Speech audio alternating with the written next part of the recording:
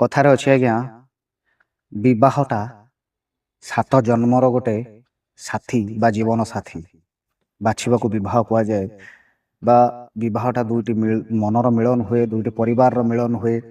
କିନ୍ତୁ ଆଜିକାଲି ବିବାହ ବିଚ୍ଛେଦ ବହୁତ ଦେଖିବାକୁ ମିଳୁଛି, ମିଳନ ବହୁତ କମ୍ ଦେଖିବାକୁ ମିଳୁଛି। ଏହାର କାରଣ ହେଇପାରେ ଭୁଲ ବୁଝାମଣା କିମ୍ବା ଦୁଇ ଜଣଙ୍କ ଭିତରେ ସ୍ନେହ ମମତା ଭଲ ପାଇବାର ଆଦାନ ପ୍ରଦାନରେ କେଉଁଠି ଉଣା, ଏଇସବୁ ଜିନିଷକୁ ଧ୍ୟାନ ଦେବା ଜରୁରୀ। ଗୋଟେ ସ୍ତ୍ରୀର ଅଭିଯୋଗ ପଛରେ ଲୁଚି ରହିଥିବା ଅଭିମାନକୁ ପୁରୁଷ ବୁଝିବାର ଆବଶ୍ୟକତା ଅଛି ଏବଂ ଗୋଟେ ପୁରୁଷର ରାଗ ପଛରେ ଲୁଚି ରହିଥିବା ଅହେତୁକ ପ୍ରେମକୁ ଗୋଟେ ସ୍ତ୍ରୀ ବୁଝିବାର ଅଛି।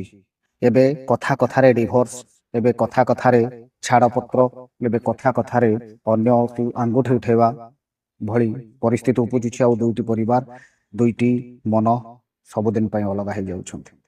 ସବୁବେଳେ ଭାବିବା ଜରୁରୀ, କିଛି ପଦକ୍ଷେପ ନେବା ପୂର୍ବରୁ ଉଭୟଙ୍କ ଭିତରେ ଗୋଟେ ଭଲ ମୁହୂର୍ତ୍ତରେ ଆଲୋଚନା କରିବା ନିହାତି ଜରୁରୀ।